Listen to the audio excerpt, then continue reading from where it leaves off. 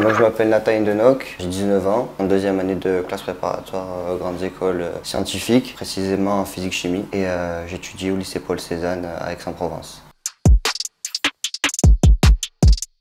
J'ai eu un bac scientifique. À l'issue de ça, ma professeure de physique, qui était ma professeure principale, m'a montré cette voie. C'est elle qui m'a un petit peu orienté là-dedans.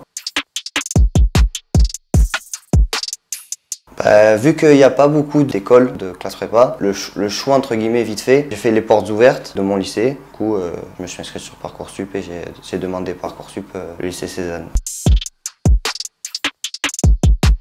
La classe préparatoire à Cézanne, c'est pas une classe préparatoire très élitiste, c'est pas hyper dur, les profs sont pas méchants avec nous, quoi que ce soit, c'est très gentil. J'avais une moyenne convenable, bonne moyenne dans les sciences quand même, mais sinon rien d'extraordinaire.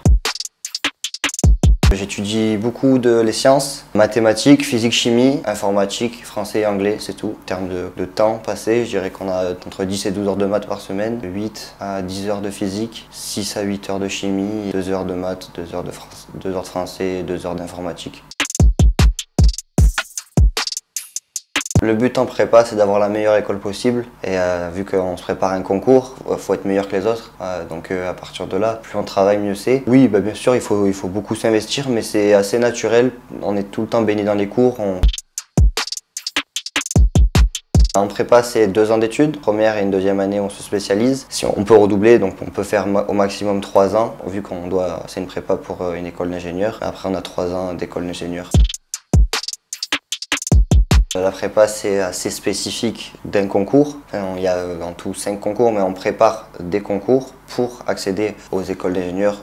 Certaines sont sur dossier, certaines sont plus privées et tout.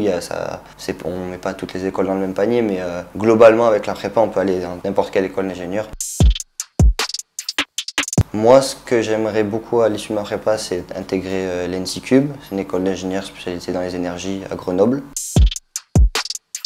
Une fois qu'on est diplômé ingénieur, on peut autant être cadre, faire un peu de recherche, être développeur technique. Et il y a des écoles spécialisées dans tous les types d'ingénierie. Et ça peut aller de l'école du bois, du papier, à des écoles beaucoup plus généralistes.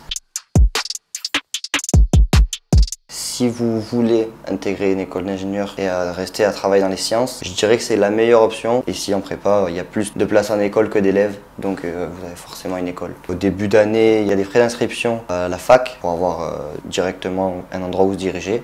Sinon, le coût, on est au lycée, ça reste un lycée, donc on n'a pas de dépenses en plus que quand vous étiez au lycée.